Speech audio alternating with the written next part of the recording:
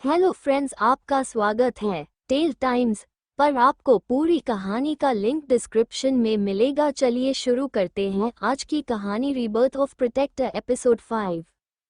अंजलि डरते हुए बड़ी दादी के पास जाती है और बोलती है, मैं भाभी को बुलाने गई थी, लेकिन अर्जुन भैया ने बोला है कि वो 2 घंटे बाद आएंगे। अंजलि की बात सुनकर बड़ी दादी का जो गुस्सा होता है वो और भी हाई हो जाता है। बड़ी दादी गुस्से में बोलती है, ये आजकल की बहुएं बिना आते के साथ ही लड़कों को अपनी उंगलियों पर नचाना शुरू कर देती हैं। फिर बड़ी दादी आरती जी की तरफ देखकर बोलती हैं, वैसे इसमें हमारे लड़के की क्या गलती है जब हमारी बहुएं ही अपने लड़कों के लिए ऐसी बहू भी ढूंढे। इस बात पर आरती जी कुछ नहीं कहती, बस अपना सर झुकाए ऐसे ही खड़ी रहती हैं। तभी दादी बोलती हैं, ऐसी बात नहीं है भाभी, सा शुभांगी बहुत अच्छी लड़की है। शायद रात में बहुत ज्यादा थक गई थी, क्योंकि कल रात अर्जुन का जन्मदिन था तो घर में पार्टी रखी गई थी। शायद इसी वजह से शुभांगी आज सुबह जल्दी नहीं होती थी, वरना वह तो घर में हम सबसे पहले उठ जाती है। दादी की बात सुनकर बड़ी दादी दादी को ताना मारते हुए बोलती हैं, अच्छा तो घर में पार्टी थी, लेकिन हमें तो किसी ने नहीं बताया और ना ही किसी ने बुलाया, और आप वैसे भी तुम सब लोग हमें क्यों बुलाओगे, यहाँ शहर में रहकर शहर वाले हो गए हो ना। और अगर घर में पार्टी भी थी तो क्या तुम सब लोग नहीं उठे? उसने ही कौन सा रात को ऐसा पहाड़ तोड़ा था जो उसकी आंखें अभी तक नहीं खुली। दादी समझ जाती है कि कौशल्य जी को समझाने का कोई फायदा नहीं है, उन्हें जितना भी समझाओ वह कोई ना कोई बात निकालती ही रहेंगी। अब तो बस दादी मन में प्रार्थना कर रही थी कि शुभांगी बस जल्दी से नीचे आ जाए। लेकिन शुभांगी तो तब नीचे आती ना जब अर्जुन उसे छोड़ अर्जुन का कमरा। अर्जुन शुभांगी के ऊपर चढ़ा हुआ था और उसके गर्दन को बहुत ही प्यार से चूम रहा था। लेकिन अब सुबह हो चुकी थी और शुभांगी बस कैसे भी जल्दी से नीचे जाना चाहती थी, क्योंकि वह इतनी देर तक कभी नहीं सोती थी। इसीलिए उसके मन में बस यही चल रहा था कि वह नीचे जाकर बाकी सब लोगों का सामना कैसे करेगी। शुभांगी अपने मन में बोलती है, रात भर से इनकम मन नहीं भरा जो अब ये फिर शुरू हो गए। My whole body is aching and it is starting again. अब क्या करूं? अगर इस वक्त इन्हें रोकूंगी तो कहीं ये गुस्सा ना हो जाए और उस दिन की तरह फिर से मुझ पर बरस ना पड़े। शुभांगी अपनी रोनी सी शक्ल बनाकर ऊपर की तरफ देखते हुए भगवान को बोलती है, oh god please help me. Arjun Shubhangi को चुनते हुए नीचे बढ़ने लगता है और शुभांगी की ब्रेस्ट पर किस करने लगता है। अर्जुन के चूम से ही शुभांगी की धड़कनें पहले से ही तेज थी और अब अर्जुन की हरकतें उसके मुंह से हल्की हल्की सिसकियां निकाल रही थी, जिससे अर्जुन एक्साइटेड हो रहा था। शुभांगी हिम्मत करके अर्जुन को बोलती है, सुबह हो गई है, अब तो छोड़ दीजिए, हमें नीचे जाना है। नीचे सभी लोग हमारा इंतजार कर रहे होंगे। शुभांगी बहुत ही मुश्किल से बोल पा रही थी, लेकिन अर्जुन को शुभांगी की बात सुनकर गुस्सा आ जाता है। अर्जुन शुभांगी की ब्रेस्ट को मुंह में भरकर बहुत जोर से काट देता है, जिससे शुभांगी की चीख निकल जाती है। And Arjun gets intimate with Shubhangi again. Shubhangi की फिर से चीख निकल जाती है। अर्जुन अपने होंठ शुभांगी के होठों पर रख देता है और उसे बहुत ही वाइल्डली किस करने लगता है। दर्द की वजह से शुभांगी अपनी आंखें कसकर बंद कर लेती है और शुभांगी की आंखों में आंसू आ जाते हैं। शुभांगी समझ जाती है कि अर्जुन को मना करके शुभांगी ने फिर से अर्जुन को गुस्सा दिला दिया, जैसा वो सोच रही थी। 2 घंटे बाद पूरी तरह से सेटिस्फाई होकर अर्जुन रुकता है और शुभांगी के कानों में बहुत ही धीरे से लेकिन अपनी सर्द आवाज में बोलता है, तुम मेरी हो, तुम्हारी हर चीज पर मेरा हक है, फिर वह चाहे तुम्हारा जिस्म हो या तुम्हारा वक्त। जिस वक्त मैं तुम्हारे साथ हूँ उस वक्त किसी और का ख्याल तुम्हारे दिमाग में नहीं आना चाहिए। जिस वक्त मैं तुमसे प्यार कर रहा हूँ उस वक्त मुझे रोकने की गलती कभी मत करना। फिर अर्जुन शुभांगी के माथे को चूमता है और बेड से उठकर एक टॉवल अपनी कमर पर लपेटता है और शुभांगी को अपनी गोद में उठाकर बाथरूम में ले जाने लगता है। शुभांगी कुछ नहीं बोलती, बस चुपचाप अर्जुन की गोदी में किसी बिल्ली के बच्चे की तरह चिपकी होती है। और शुभांगी को बहुत ही ज्यादा पेन हो रहा था अपनी बॉडी में, क्योंकि अर्जुन एक तो रात में काफी वाइल्ड हो गया था उसके साथ, और अब सुबह में फिर से उसके साथ इंटीमेट हुआ था। अर्जुन बाथरूम में जाकर बाथटब में टेम्परेचर सेट करके गर्म पानी भरता है और फिर शुभांगी को बाथटब में बैठा देता है। गर्म पानी से शुभांगी को अपने बॉडी में काफी राहत मिलती है और फिर अर्जुन शुभांगी को किसी छोटे बच्चे की तरह अपने हाथों से नहीं लाता है। फिर अर्जुन खुद भी शावर लेता है। फिर अर्जुन शुभांगी को बाथरोब पहनता है और फिर अर्जुन खुद भी बाथरोब पहनता है और शुभांगी को अपनी गोद में उठाकर वापस कमरे में लाता है और उसे बिस्तर पर बैठा देता है। फिर अर्जुन एक पेन कलर शुभांगी को देता है और बोलता है, इससे तुम्हारा दर्द कम हो जाएगा। फिर अर्जुन एक ऑइंटमेंट लेकर आता है और शुभांगी के बाथरोब को खोलता है। शुभांगी अर्जुन के हाथ पर हाथ रख देती है और उसकी आंखों में देखने लगती है। अर्जुन धीरे से शुभांगी के हाथ को हटाता है और उसके बाथरोब को खोल देता है। शुभांगी अपनी आंखें बंद कर लेती है। अर्जुन शुभांगी की पूरी बॉडी पर जो रात की प्यार की निशानियां थी, यानी कि उसके लव बाइट, उन सब पर ऑइंटमेंट लगाता है और शुभांगी को एक साड़ी देता है। फिर अर्जुन खुद क्लोजेट रूम में चला जाता है और वहां से एक ब्लैक बिजनेस सूट पहनकर बाहर निकलता है और शुभांगी ने भी इस वक्त डार्क ग्रीन कलर की साड़ी पहनी हुई थी। दोनों ही तैयार होते हैं और नीचे आते हैं। जब दोनों नीचे उतर के आते हैं तो देखते हैं कि पूरा परिवार हॉल में ही बैठा हुआ है। अर्जुन बिना कुछ खाए पिए ही ऑफिस निकल जाता है और शुभांगी हॉल में सबके पास आ जाती है। शुभांगी आरती जी और दादी जी को देखती है। अजीब लगता है उन दोनों को देखकर, क्योंकि दादी जी और आरती जी ने सर पर पल्ला रखा हुआ था, क्योंकि वो लोग कभी भी घर में ऐसे सर पर पल्ला रखकर नहीं रहा करते थे और ना ही आज तक कभी शुभांगी को सर पर पल्ला रखने के लिए कहा गया था। जब बड़ी दादी की नज़र शुभांगी पर जाती है तो उन्हें बहुत गुस्सा आता है, क्योंकि शुभांगी, मैं इस वक्त फ्री पल्ले की साड़ी पहनी हुई थी और बालों को खुला छोड़ा हुआ था। बड़ी दादी शुभांगी को ताना मारते हुए बोलती हैं, तो ये है घर की बड़ी बहू जिसमें संस्कार नाम की कोई चीज ही नहीं है। ना तो सर पर पल्लू रख रखा है और बालों को खुला छोड़कर ऐसे ही घूम रही है। कोई शर्म है या नहीं? तभी आरती जी शुभांगी के पास आती हैं और उसका पल्ला लेकर उसके सर पर ढक देती हैं और बोलती हैं, ये बड़ी दादी जी हैं, उनके पैर छूकर आशीर्वाद लो बेटा। शुभांगी अपने पल्ले को अच्छे से पकड़ती है और झुककर दादी के पैर छूती है। बड़ी दादी को शुभांगी के बारे में सब कुछ पता था, इसलिए बड़ी दादी शुभांगी को ज्यादा पसंद नहीं कर रही थी। लेकिन बड़ी दादी को हमेशा ही दादी से जलन रही थी, क्योंकि दादी जब राठौर फैमिली में बहू बनकर आई थी तो सब ने उन्हें बहुत पसंद किया था और बड़ी दादी से ज्यादा प्यार हमेशा दादी को मिलता था, क्योंकि उनका बिहेवियर हमेशा से बहुत स्वीट था और दादी की सोच समझ और समझदारी से सभी लोग उन्हें बहुत पसंद करते थे। और राठौर खानदान के वारिस यानी कि हुकुम शाह की पगड़ी को संभालने के लिए दादी ने ही एक लड़के को जन्म दिया था, जिस वजह से उनकी पोजीशन हमेशा ही बड़ी दादी से ऊपर हो गई थी। अवेंद्र राठौर शामली के सबसे बड़े बेटे थे और राजस्थान के हुकुम शाह भी, और उनके बाद आरती जी ने भी सबसे पहले एक लड़के को ही जन्म दिया था, यानी कि अर्जुन, जो राजस्थान का होने वाला हुकुम शाह था और अभी के लिए कुंवर शाह।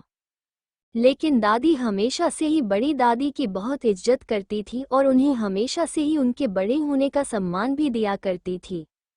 लेकिन कौशल्या जी को हमेशा से ही दादी से जलन हमेशा उनके सीने में रहती थी। बड़ी दादी हमेशा ही दादी से किलसा करती थी। शुभांगी की खूबसूरती बड़ी दादी की आंखों में कुछ ज्यादा ही चुभ रही थी। बड़ी दादी शुभांगी को सर से नीचे तक देखती हैं और तभी बड़ी दादी की नज़र शुभांगी की मांग पर चले जाते हैं। आज गलती से शुभांगी सिंदूर लगाना भूल गई थी, लेकिन बड़ी दादी को तो मौका मिल गया था शुभांगी को और ताने मारने का। बड़ी दादी दादी को बोलती हैं, वैसे गायत्री इसीलिए कहते हैं कि बहुओं को ढूंढने से पहले उनके बारे में अच्छे से जांच पड़ताल करा लेनी चाहिए। और अगर तूने भी अर्जुन के लिए लड़की ढूंढने में इतनी जल्दबाजी ना की होती तो एक खानदानी लड़की ढूंढी होती, और उस लड़की के अंदर संस्कार, रीति रिवाज और अपने पति के लिए प्यार सब कुछ होता। उसके अंदर इन सब की समझ होती है उस लड़की को, ना कि इस लड़की की तरफ जिसे मांग भरने में भी शर्म आती हो। शादीशुदा होने के बावजूद भी बाल खोलकर और सोनी मांग लेकर पूरे घर में घूम रहे हैं। बड़ी दादी की बातें सुनकर सभी लोग शुभांगी को देखते हैं तो आज शुभांगी वाकई ही सिंदूर नहीं लगाया हुआ था। शुभांगी को भी अपनी गलती का एहसास होता है तो शुभांगी माफी मांगते हुए बोलती है, माफ करना बड़ी दादी, मैं लगाना भूल गई थी, मैं अभी लगा लेती हूँ। शुभांगी अपने कमरे की तरफ जाने के लिए मुड़ती है कि तभी बड़ी दादी बोलती हैं, हाँ आज सिंदूर लगाना भूल गई, कल अपने पति को भूल जाएगी। बड़ी दादी की बात सुनकर शिवांगी के पैर जहाँ थे वहीं जम जाते हैं। दादी बात को संभालते हुए बोलती हैं, बच्ची है, भूल गई होगी, कोई बात नहीं, अब लगा लेगी। बड़ी दादी ताना मारते हुए बोलती हैं, हाँ हाँ, तू तो उसकी तरफ से बोलेगी, तेरी बहू जो है। गायत्री, मेरा काम है तुझे समझाना, तो तुझे समझा रही हूँ। बहुओं को इतनी आज़ादी देना अच्छी बात नहीं। बहुओं को जितना अपने हाथों की मुट्ठी में रखेगी उतने फायदे में रहेगी, वरना इन बहुओं के पंख निकल आते हैं। कौशल्या देवी अपनी बहू की तरफ इशारा करते हुए बोलती हैं, वरना देख मेरी बहू को मजाल है जो मेरी आंखों के सामने अपनी नखरे तक उठा ले। कौशल्या देवी की बहू ने एक लाल रंग की बनारसी साड़ी पहन रखी थी, हाथों में भरी हुई चूड़ियां, चेहरे पर बहुत सारा मेकअप, मांग में पूरा भरा हुआ सिंदूर, गले में बड़ा सा से मंगलसूत्र और सर से लेकर पैर तक बहुत सारे ज्वेलरी पहन रखी थी। कौशल्या देवी की बहू चलती फिरती मेकअप और ज्वेलरी की दुकान लग रही थी। बड़ी दादी की बात पर कोई भी कुछ नहीं कहता, लेकिन काव्य को अब गुस्सा आने लगता है। काव्य थोड़ा गुस्से में बड़ी दादी से बोलता है, यह क्या बात हुई बड़ी दादी, एक तो आप आते के साथ ही भाभी के ऊपर राशन पानी लेकर चढ़ती ही जा रही हैं। भाभी सिर्फ सिंदूर लगाना ही तो भूली हैं, इसका मतलब ये तो नहीं कि भाभी भैया को भूल गई। तभी दादाजी काव्य को डांटते हुए बोलते हैं, यह क्या तरीका है, अपने बड़ों से बात करने का, तुम अपने संस्कार भूल गए हो। काव्य दादाजी को बोलता है, लेकिन दादाजी बड़ी दादी भाभी। दादाजी काव्य को हाथ दिखाकर बीच में ही रोक देते हैं और जोर से बोलते हैं, बस बहुत हो गया, बहुत कर ली तुमने बदतमीजी, अभी के अभी अपनी बड़ी दादी से माफी मांगो। काव्य, लेकिन दादाजी गुस्से में अपना हाथ दिखाते हैं और इस वक्त दादाजी की आंखें भी गुस्से से लाल होती हैं। काव्य थोड़ा सा डर जाता है और अपना सर झुकाकर आई एम सॉरी दादी, मुझे माफ कर दीजिए, मुझे आपसे बदतमीजी से नहीं करनी चाहिए थी, इतना बोलकर काव्य वहां से चला जाता है।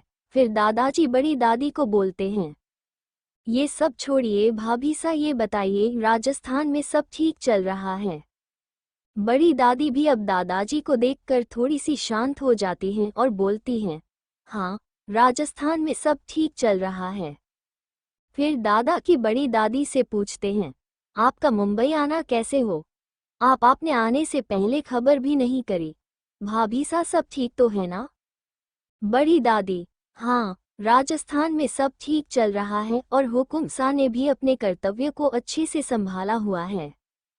हम तो तुम्हें यहाँ एक खुशखबरी देने आए हैं। दादाजी, खुशखबरी, कैसी खुशखबरी भाभी सा। हमने प्रीति का रिश्ता तय कर दिया है प्रतापगढ़ के कुंवर सा के साथ। ये बात सुनकर सभी लोग खुश हो जाते हैं। प्रीति बड़ी दादी की पोती थी। अगले हफ्ते के बुधवार को प्रतापगढ़ के कुंवर सा के परिवार वाले प्रीति के लिए शगुन लेकर आएंगे, तो आप सभी को वहां पर उपस्थित रहना है। सभी लोग बहुत खुश थे और अंजलि तो इसी बात से खुश थी कि फिर से एक और शादी एंजॉय करने का मौका मिलने वाला है। दूसरी तरफ एक अंधेरे कमरे में से 4 आदमियों की दर्दनाक चीखें सुनाई दे रही थी। चारों आदमी दर्द से पूरी तरह से तड़प रहे थे। ऐसा लग रहा था कि कोई उन्हें बहुत ही बेरहमी से मार रहा था। तभी उस कमरे का दरवाजा खुलता है।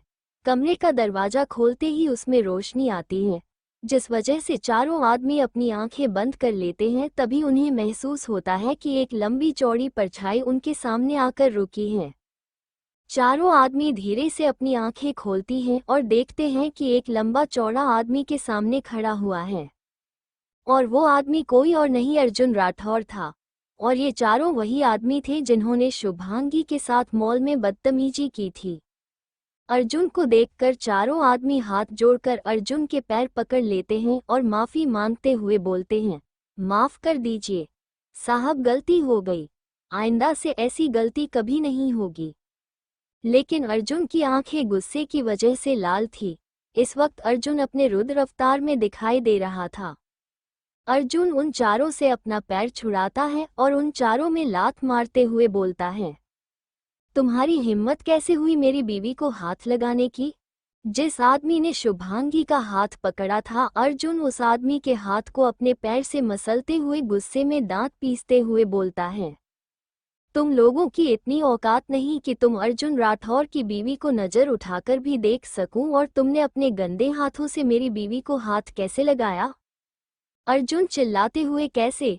फिर अर्जुन एक जोरदार लात उस आदमी के चेहरे पर मार देता है।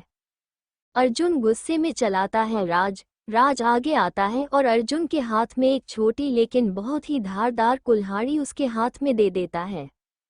अर्जुन उस कुल्हाड़ी को हवा में घूम आता है और जोर से उसके हाथ पर मार देता है और एक ही झटके में उस आदमी के हाथ को काट देता है। हाथ कटने के साथ ही उस आदमी के हाथ से खून पानी की तरह बहने लगता है और वो आदमी दर्द से चिल्ला पड़ता है, और बाकी सभी की हालत भी खराब हो चुकी थी। सभी लोग डर की वजह से कांप रहे थे। अर्जुन इस वक्त बहुत ही भयानक लग रहा था, और वो आदमी तड़पते तड़पते ही मर जाता है। फिर अर्जुन कुल्हाड़ी को फेंक देता है और अपनी गन निकालता है और उन तीनों आदमियों के सर में मार देता है। तीनों आदमी जमीन पर धड़ाम से गिर जाते हैं। दूसरी तरफ हाश अपने हॉस्पिटल जा रहा था कि रास्ते में उसे बहुत ही ट्रैफिक मिलता है। पूरे रोड को किसी ने जैसे ब्लॉक कर रखा था। पूरे रोड पर बहुत भीड़ लगी हुई थी। वैसे तो मुंबई में ट्रैफिक होना आम बात थी, लेकिन अभी कुछ और ही मामला हर्ष को लग रहा था। हर्ष अपने ड्राइवर को बोलता है, ये रोड पर इतनी भीड़ क्यों लगी हुई है? जरा जाओ तो देखकर पता करो क्या हो रहा है। ड्राइवर बाहर निकालता है और आगे जाकर देखता है। ड्राइवर भीड़ को एक तरफ करते हुए आगे जाता है, और जो वह देखता है उसे देखकर ड्राइवर की आंखें जैसे बाहर आने को तैयार हो जाते हैं। ड्राइवर एकदम से हैरान हो जाता है कि बीच सड़क पर ऐसा कैसे हो सकता है। ड्राइवर कार के पास वापस आता है और कार का दरवाजा खोलकर अंदर बैठ जाता है और हर्ष को बोलता है, सर, धर्मेंद्र मित्तल का बेटा आकाश मित्तल सड़क पर एक लड़की के साथ बदतमीजी कर रहा है। धर्मेंद्र मित्तल एक पॉलिटिक्स पार्टी के नेता थे और शहर के बड़े बिजनेसमैन भी थे। आकाश मित्तल उनकी इकलौती औलाद था जो बहुत ही ज्यादा बदतमीज और बिगड़ा हुआ था। इसीलिए उसकी बदतमीजियां अक्सर चर्चा में रहा करती थी, लेकिन कोई भी न्यूज़ चैनल उसकी कोई भी खबर पब्लिश नहीं करता था और न ही कोई पुलिस वाला आकाश मित्तल को हाथ लगाता था। हर्ष का ड्राइवर जब गाड़ी में आकर बैठ जाता है तो हर्ष ड्राइवर से पूछता है, ड्राइवर, कुछ नहीं सर, आकाश मित्तल फिर से सड़क के बीचों बीच कोई तमाशा कर रहा है। हर्ष अपनी गर्दन ना में हिलाते हुए अपने फोन में लग जाता है। तभी 2 से 3 आदमी उसकी गाड़ी के पास से गुजर रहे थे और आपस में बातें कर रहे थे। इस बार आकाश मित्तल ने तो हद ही कर दी। सड़क के बीचों बीच एक लड़की के साथ इस तरह की हरकतें। दूसरा आदमी, अरे तो भाई, क्या जरूरत थी उस लड़की को भी आकाश मित्तल से उलझने की? क्या जरूरत थी उसे सबके सामने थप्पड़ मारने की? क्या वो नहीं जानती आकाश मित्तल किस तरह का आदमी है? पूरा शहर जानता है उसकी हरकतों के बारे में। तीसरा आदमी, भाई साहब, वो एक नेता का बेटा है और एक बड़े बिजनेसमैन का बेटा भी, तो आप तो जानती हैं ना कि इन अमीर आदमियों की जेब में पुलिस और सारा प्रशासन रहता है, कोई इन्हें हाथ भी कहाँ लगाता है। हर्ष उन लोगों की बातें सुन रहा था, और जब जिक्र होता है कि किसी लड़की के साथ बदतमीजी की जा रही है तो हर्ष से बर्दाश्त नहीं होता। वह तुरंत गाड़ी से निकल जाता है और देखने के लिए आगे चला जाता है। हर्ष भीड़ को चीरता हुआ आगे जाता है। जब हर्ष वहां पर पहुंच जाता है तो देखता है आकाश मित्तल ने एक लड़की के बालों को मुट्ठी में कसकर पकड़ा हुआ था और उस लड़की की आंखें दर्द से लाल हो रखी थी। आकाश मित्तल गुस्से में दांत पीसते हुए उस लड़की को बोलता है, तेरी इतनी हिम्मत कि तू आकाश मित्तल को थप्पड़ मारेगी? आकाश मित्तल को तेरी औकात ही क्या है? मेरे सामने पिछले 3 दिन से तुझे प्यार से समझा रहा हूँ, लेकिन तुझे तो समझ में ही नहीं आ रहा। एक रात ही तो मांगी थी तुझसे, बस एक रात ही तो मेरा बिस्तर गर्म करना था तुझे। बस एक ही रात में मैं तुझे पूरी तरह से निचोड़ लेता और उसके बाद तुझे पलट कर भी नहीं देता। लेकिन नहीं, तुझे तो अपनी अकड़ दिखानी थी, वो भी मेरे आकाश मित्तल के सामने। पहले तो तुझे सिर्फ मेरा ही बिस्तर गर्म करना था, लेकिन अब मेरे सारे बॉडीगार्ड तेरे साथ पूरा मजा करेंगे। उस लड़की के सरे बाल उसके चेहरे पर आ रखे थे। लड़की ने सफ़ेद कलर का एक लॉन्ग फ्रॉक टाइप का अनारकली सूट पहना हुआ था। लड़की आकाश मित्तल से अपने आप को छुड़ाने की पूरी कोशिश कर रही थी। आकाश मित्तल एक हाथ से उसके चेहरे को छूने की कोशिश करता है तो लड़की जल्दी से उसके हाथ पर जोर से काट लेती है, जिस बात से आकाश मित्तल को बहुत गुस्सा आता है और आकाश मित्तल खींचकर एक थप्पड़ उस लड़की को मार देता है, जिससे वो लड़की सीधा जमीन पर जाकर गिरती है। लड़की हर्ष के पैरों के पास आकर गिरती है तो हर्ष उस लड़की को जल्दी से संभाल कर उठाता है। तभी हर्ष की नज़र उस लड़की पर जाती है और हर्ष अपनी नज़रें उस लड़की से हटा ही नहीं पाता। गोल चेहरा, दूध सा सफ़ेद रंग, काली घनी पलकें, हरी आंखें, गुलाबी पतले होंठ, गुलाब की पंखुड़ियों जैसे। लेकिन तभी हर्ष का ध्यान उस लड़की के होठों के पास से बह रहे खून पर जाता है और फिर अर्जुन का ध्यान उस लड़की की गालों पर भी जाता है, जिसके दोनों गालों पर थप्पड़ों के निशान थे और उस लड़की के सूट की एक बाजू फटी हुई थी और एक कंधे से भी फटा हुआ था और एक थोड़ा सा पीछे से फटा हुआ था, जिससे हल्की सी उस लड़की की सफ़ेद ब्रा भी दिखाई दे रही थी। लड़की की आंखें रो रो कर लाल हो चुकी थी और अब वो लड़की सिसक रही थी। लड़की हर्ष के सामने हाथ जोड़ती है और उससे रोते हुए बोलती है, प्लीज़ मुझे बचा लीजिए, प्लीज़ मेरी मदद करिए, मुझे बचा लीजिए। लड़की की ऐसी हालत देखकर हर्ष के दिल में भी दर्द होता है। हर्ष जल्दी अपना कोट उतारता है और उस लड़की को उड़ा देता है।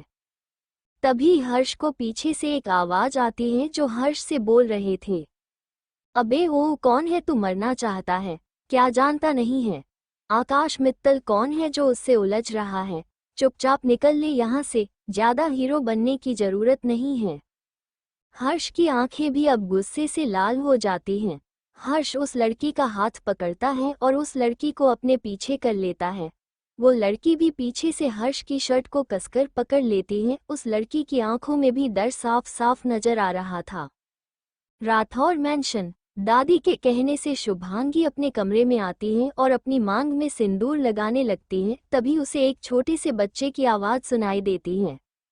एक छोटा सा बच्चा अपनी क्यूट सी आवाज़ में शुभांगी को बोलता है, क्या ये आपका कमरा है? आप इस कमरे में रहते हो? शुभांगी पीछे पलट कर देखती है तो एक छोटा सा बच्चा अपनी दोनों पेंट की जेब में हाथ डाले हुए उसे ही देख रहा था। शुभांगी को वो बच्चा बहुत ही क्यूट आता है तो शुभांगी उससे प्यार से पूछती है, आप कौन हैं और यहाँ पर क्या कर रहे हैं? आपके मम्मी पापा कहाँ हैं? बच्चा क्यूट सी आवाज में बोलता है, मैं मयंक हूँ, मेरा नाम मयंक राठौर है और मेरे पापा का नाम दीपक राठौर है और मेरी मम्मा का नाम अंजलि राठौर और वह दोनों नीचे ही हैं। मयंक की बात पर शुभांगी को थोड़ी हंसी आ जाती है और शुभांगी हंसते हुए मयंक से पूछती है, अच्छा तो आप यहाँ हमारे कमरे में क्या कर रहे हैं? मयंक, मैं यहाँ आपसे मिलने आया था, मैंने आपको नीचे देखा था, आप बहुत सुंदर हो, मेरी मामा से भी ज्यादा सुंदर हो आप। मयंक अपना सर झुका लेता है और थोड़ा शर्माते हुए शुभांगी से पूछता है, क्या आप मुझसे शादी करोगी? मयंक की बात सुनकर शुभांगी हैरानी से मयंक को देखती है और फिर मुस्कुराकर उसको बोलती है, लेकिन हमारी तो शादी हो चुकी है। मयंक ये सुनकर थोड़ा सा उदास हो जाता है और सर झुकाकर उदास होकर बोलता है, पर मुझे आपसे शादी करनी है, आप मुझसे शादी कर लीजिए। शुभांगी को अब और भी ज्यादा हंसी आने लगती है और शुभांगी हंसते हुए मयंक से पूछती है, लेकिन आप हमसे शादी क्यों करना चाहते हैं? हम तो आपसे बहुत बड़े हैं और आप तो बहुत छोटे हैं हमसे, हम आपसे शादी कैसे कर सकते हैं? शुभांगी के इस तरह हंसने पर मयंक को गुस्सा आ जाता है और मयंक गुस्से में नीचे की तरफ भागता है और चिल्लाते हुए बोलता है, मुझे नहीं पता। मैं आपसे शादी करना चाहता हूँ और आपको मुझसे शादी करनी होगी। आप मुझसे शादी करोगे? आप मुझसे शादी करोगे? मुझे आपसे शादी करनी है। आप मुझसे शादी करोगे? मयंक को इस तरह भागता हुआ देखकर शुभांगी भी उसके पीछे भागती है और बोलती है, बेटा थोड़ा आराम से भागो मत, अच्छा सुनो हमारी बात तो सुनो, रुको बेटा आपको लग जाएगी, आप गिर जाओगे। मयंक के मुंह से ऐसी बातें सुनकर बाकी के परिवार वाले जो हॉल में बैठे हुए थे वह भी हैरानी से मयंक को देखते हैं। तभी मयंक को कोई हवा में ही उठा लेता है। वो कोई और नहीं मयंक के पिता दीपक थे। दीपक मयंक से पूछते हैं, क्या हुआ, तुम भाग क्यों रहे हो और तुम्हें किससे शादी करनी है? कौन पसंद आ गई तुम्हें जिसके लिए इतना परेशान हो के भागे जा रहे हो? तभी पीछे से शुभांगी आती है और दीपक को देखकर रुक जाती है और फिर जल्दी से अपने सर पर पल्ला रख लेती है। दीपक शिवांगी को देखकर समझ जाता है कि मयंक शुभांगी से ही शादी करने के लिए बोल रहा है, तो मयंक की बातें सुनकर दीपक अपने मन में बोलता है, वाह बेटा वाह, तू भी अपने बाप पर ही गया, बल्कि तू तो अपने बाप से 2 कदम आगे ही निकला। अगर तेरी जगह में होता तो मैं भी तेरी इस बड़ी माँ से ही शादी कर लेता। ऊपर से नीचे तक कयामत है। कयामत वैसे अर्जुन को मानना पड़ेगा, बड़ी कमाल की किस्मत पाई है। बिस्तर पर इसके साथ तो जन्नत की सैर करता होगा। दीपक शुभांगी को सर से नीचे तक अपनी गंदी नजरों से स्कैन करता है और अपने मन में बोलता है, काश मैं अर्जुन की जगह होता तो इसे बिस्तर से उठने ही नहीं देता। आकाश अपने चश्मे उतारता है और बड़े ही स्टाइल में आकर हर्ष के सामने खड़ा हो जाता है। आकाश हर्ष को देखकर अपने चश्मे उतार अपनी पॉकेट में रखते हुए बोलता है, हर्षित राणावत, देखो मेरी तुमसे कोई दुश्मनी नहीं है, तुम अपने रास्ते जाओ, मैं अपने रास्ते जाता हूँ और इस लड़की को मेरे हवाले कर दो। हर्ष भी मुंबई का जाना माना नाम था, ब्रेन स्पेशलिस्ट भी था और दूसरा अर्जुन का बेस्ट फ्रेंड जो कि पूरे मुंबई को पता था। लड़की डरकर और कस के हर्ष की शर्ट को पकड़ लेती है। हर्ष को जो महसूस होता है कि उस लड़की की पकड़ उसकी शर्ट पर बढ़ती ही जा रही है, तो हर्ष उसकी तरफ देखता है और आंखों से ही इशारा करके उसे समझाता है, तुम डरो मत, मैं हूं ना। हर्ष भी बड़ी एरोगेंट तरीके से आकाश को बोलता है, आकाश मित्तल, सही कहा तुमने, तुम्हारी और मेरी कोई दुश्मनी नहीं है, लेकिन अगर तुमने इस लड़की की तरफ आंख उठाकर भी देखा ना तो तुम्हारी मेरी दुश्मनी जरूर हो जाएगी, और यह बात तो तुम भी बहुत अच्छे से जानते हो कि मेरी दुश्मनी तुम अफोर्ड नहीं कर पाओगे। आकाश, तुम इस मामूली सी लड़की के लिए मुझसे दुश्मनी ले रहे हो। फिर आकाश हर्ष के करीब जाता है और उसके कान में बोलता है, पहली नज़र में ही पसंद आ गई। क्या एक काम करो, पहले तुम मजे ले लो उसके साथ, फिर हमें दे देना, हम मजे कर लेंगे। आकाश की ऐसी बेहुदा बातें सुनकर हर्ष को गुस्सा आ जाता है। हर्ष उसका कॉलर पकड़कर गुस्से में चिल्लाते हुए बोलता है, आकाश मित्तल, अपनी हद में रहो। अगर मैं हद के बाहर हो गया ना तो बहुत भारी कीमत चुकानी पड़ जाएगी, तुम्हें भी और तुम्हारे बाप को भी। इस बात पर आकाश को भी गुस्सा आ जाता है। आकाश भी हर्ष का कॉलर पकड़ लेता है और गुस्से में चिल्लाते हुए कहता है, हद पार तो अभी तक मैंने की ही नहीं है। हद पार कैसे करते हैं, अब मैं तुम्हें दिखाता हूँ, जब बीच सड़क पर मैं इसके कपड़े फाड़गा। हर्ष भी चिल्लाते हुए बोलता है, किस में हिम्मत है मेरे होते हुए इसे हाथ लगाने की? अगर किसी आदमी की एक उंगली भी इसको टच हो गई ना तो मैं उसे जिंदा दफन कर दूंगा यहीं पर। हर्ष की बात सुनकर आकाश का एक बॉडीगार्ड आगे आता है और उस लड़की का हाथ पकड़ने वाला ये होता है कि तभी हर्ष उसका हाथ पकड़ता है और मोड़ देता है, जिससे उसके हाथ की हड्डी टूटने की आवाज आती है और वह बॉडीगार्ड दर्द से चिल्लाने लगता है। हर्ष एक लात मारकर उसे नीचे गिराता है। फिर हर्ष अपना एक पैर उस बॉडीगार्ड के सीने पर आता है और बोलता है, वैसे तो मैं दिमाग का डॉक्टर हूँ, लेकिन जब मेरा दिमाग खराब होता है ना तो मैं हड्डियाँ तोड़ने में एक्सपर्ट बन जाता हूँ। आकाश के जितने भी बॉडीगार्ड थे वो सभी डर जाते हैं और डर के मारे कोई भी आगे नहीं आता। आकाश भी जब देता है कि कोई भी बॉडीगार्ड आगे नहीं आ रहा है तो आकाश को भी वहां से निकलना ही सही लगता है।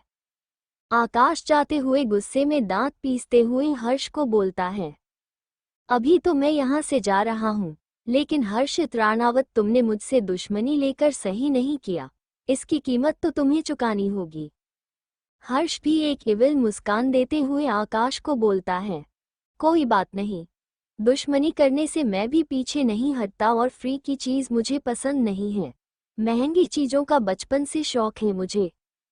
आकाश कुछ नहीं बोलता और अपने बॉडीगार्ड्स के साथ वहां से निकल जाता है। हर्ष पीछे मुड़कर देखता है तो वो लड़की अभी भी डर से थोड़ा सा काँप रही थी और हर्ष का ध्यान देता है कि उस लड़की को जगह जगह पर थोड़ी बहुत चोटें आई हुई थी। हर्ष उस लड़की को संभालते हुए बोलता है, देखो डरो मत, वह जा चुका है और अब वो तुम्हें परेशान नहीं करेगा। हर्ष पूछता है, तुम्हें कहीं जाना है तो मैं छोड़ दूं, वैसे तुम्हारा नाम क्या है? लड़की अपनी कांपती हुई आवाज में बताती है, नैना। हर्ष उस लड़की का नाम सुनकर अपने मन में दोहराता है, नैना।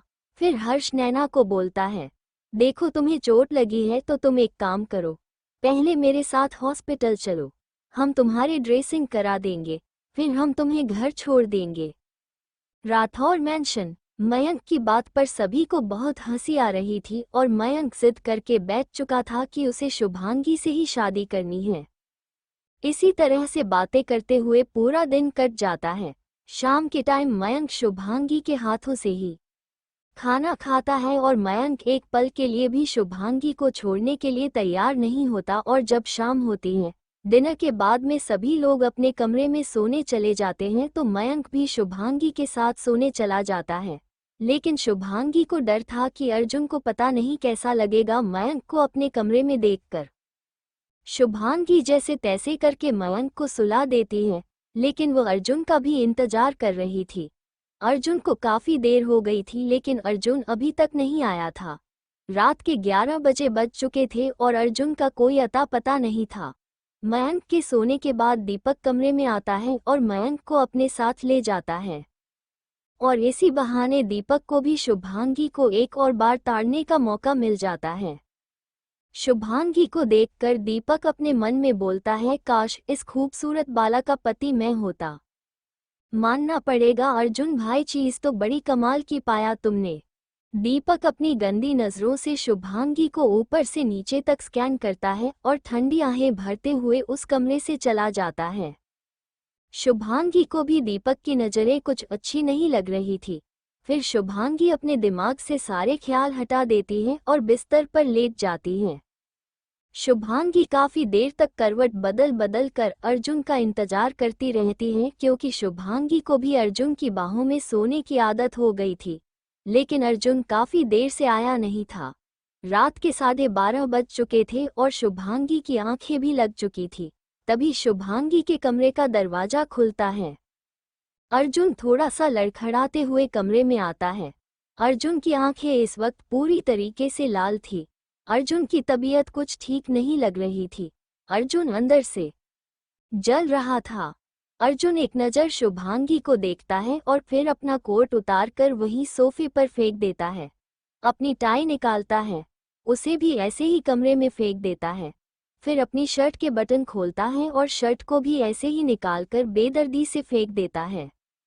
अर्जुन सीधा वॉशरूम में जाता है और बहुत ही ठंडे पानी के नीचे खड़ा हो जाता है। अर्जुन को अपनी बॉडी जलती हुई महसूस हो रही थी। उसे बहुत ही ज्यादा बेचैनी हो रही थी। अर्जुन काफी देर तक पानी के नीचे खड़ा रहता है। फिर वह अपनी कमर पर टॉवल लपेटकर बाहर आ जाता है और इस बड़ी ई का टेम्परेचर बहुत कम कर देता है। अर्जुन सीधा शुभांगी की बगल में जाकर लेट जाता है। अर्जुन को बहुत ज्यादा बेचैनी हो रही थी कि तभी शुभांगी अर्जुन की तरफ पलटती है, अर्जुन के कंधे पर अपना सर रख देती है और उसकी चेस्ट पर अपना हाथ रख देती है। अपने शरीर पर शुभांगी के ठंडे हाथों का स्पर्श महसूस होते ही अर्जुन आउट ऑफ कंट्रोल हो जाता है। अर्जुन एक नज़र शुभांगी को अपनी लाल आंखों से देखता है और फिर बोलता है, आई नो जान, मैंने कल रात और आज सुबह तुम्हें बहुत परेशान किया, लेकिन अभी मुझे तुम्हारी ज़रूरत है। I need you very badly. I can't control my self. I am sorry जान।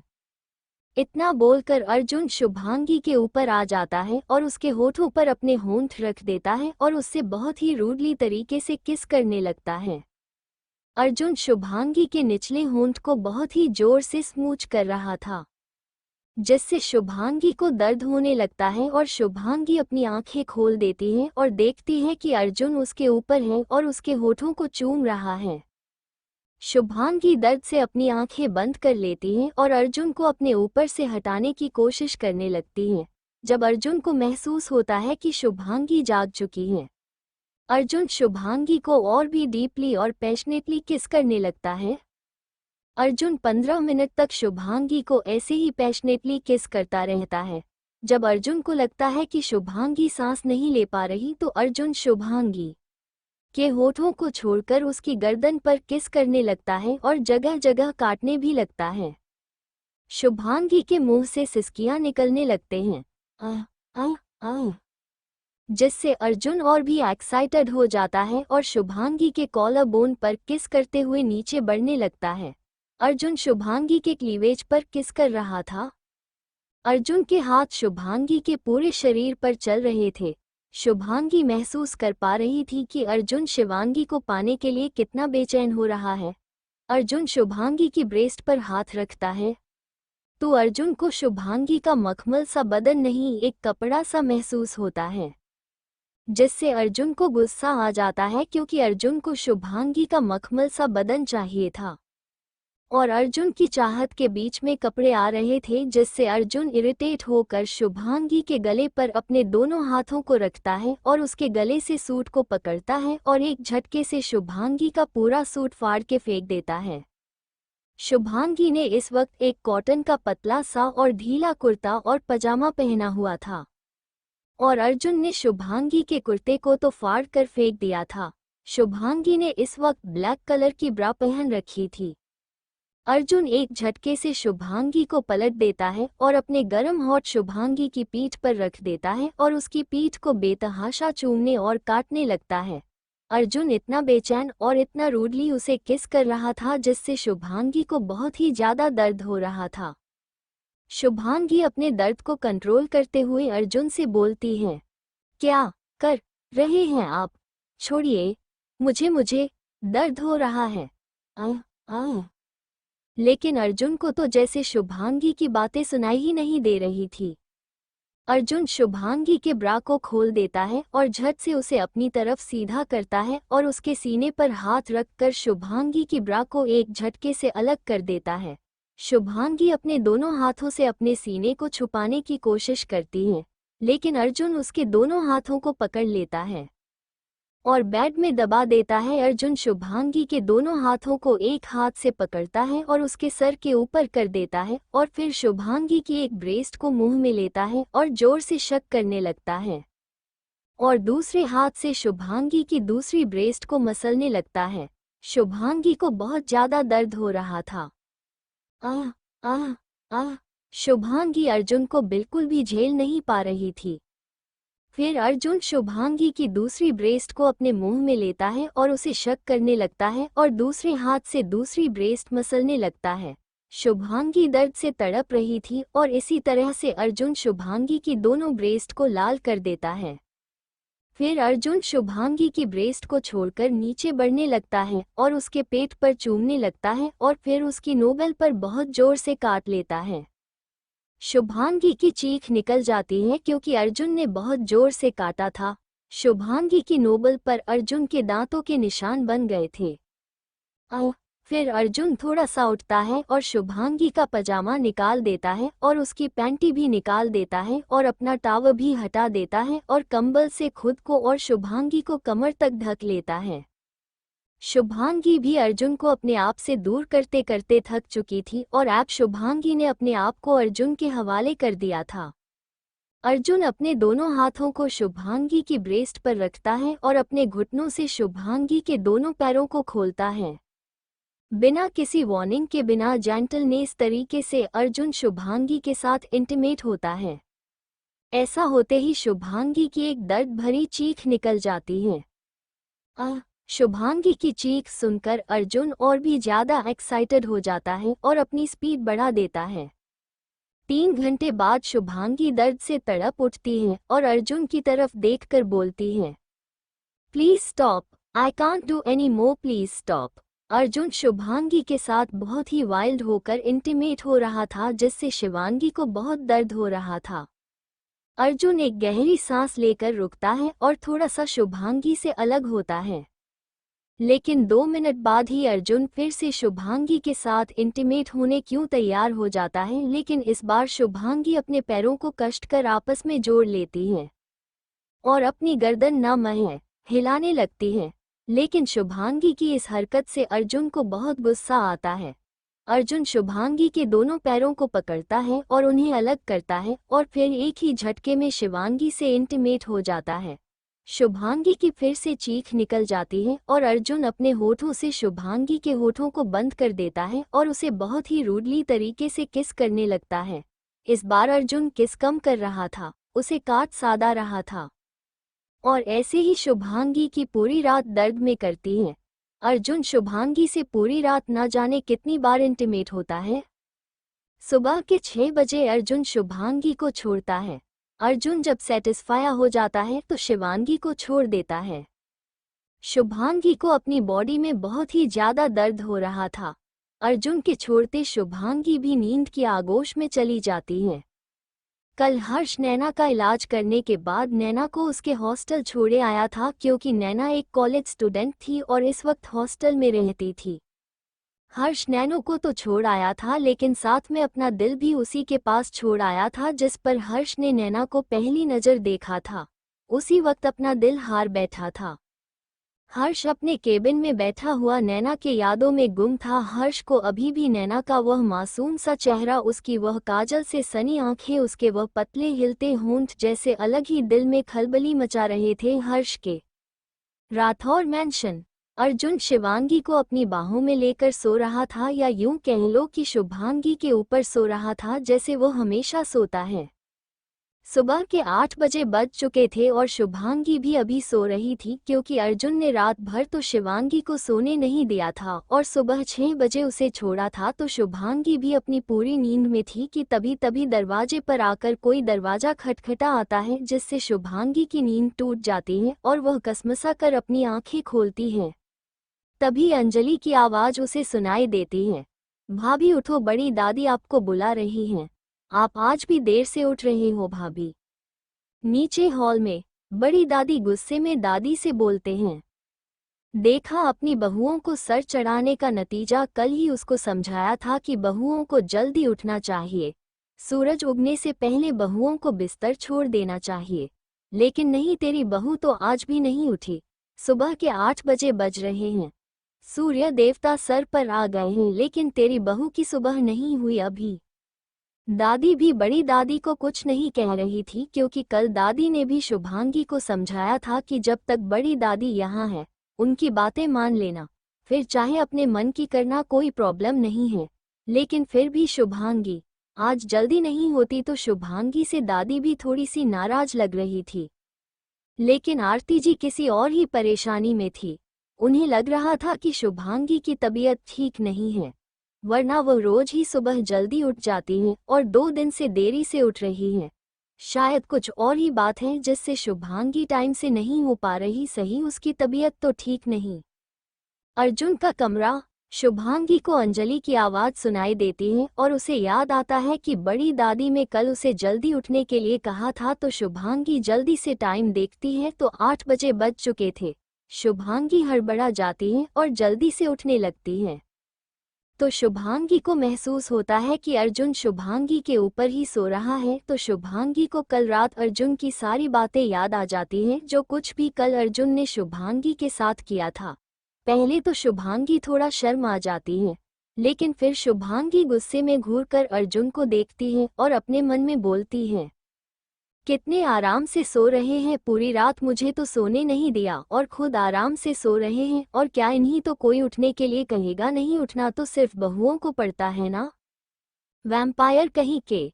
फिर शुभांगी गुस्से में अर्जुन दूर धकेले के लिए अपने हाथ बढ़ाती ही है कि तभी उसे याद आता है कि कल जब अर्जुन और शुभांगी ने जगा दिया था तो अर्जुन ने सुबह में भी उसके साथ वो सब किया था जो रात में किया था। तो शिवांगी अपने हाथों को पीछे ले लेती। शुभांगी अपने मन में बोलती है, ना बाबा ना, मैं इनको उठाने का रिस्क नहीं ले सकती। मैंने उठाऊंगी तो ये फिर से शुरू हो जाएंगे। जब से इनको इनका हक दिया है ये तो मुझे छोड़ने कोई तैयार नहीं है, दिन रात बस। इतना बोलकर शुभांगी चुप हो जाती है और फिर उसका ध्यान घड़ी पर जाता है तो वह जल्दी से हड़बड़ा जाती है और सोचने लगती है, शुभांगी तू भी ना पता नहीं क्या क्या सोच रही है, अभी उठ, पहले दादी को संभालना है, बाद में देखूंगी। इतना बोलकर शुभांगी धीरे धीरे करके खुद को अर्जुन से छोड़ आती है और फिर जैसे ही जमीन पर पैर रखकर खड़ी होती है शुभांगी को पूरे बदन में बहुत तेज दर्द होता है, खासकर उसके निचले पार्ट में तो बहुत ही दर्द हो रहा था।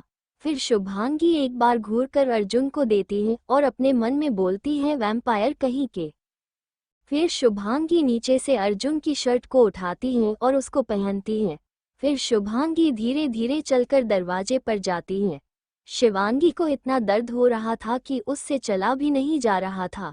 पहले वो बाथरूम जाना चाहती थी लेकिन अंजलि बार बार दरवाजा बजा रही थी, जिस वजह से शुभांगी पहले दरवाजे पर जाती है, क्योंकि शुभांगी को डर था कि दरवाजे की आवाज़ सुनकर कहीं अर्जुन उठ ना जाए और अगर वो उठ गए तो फिर से वो सब ना करने लगे जो रात में किया था।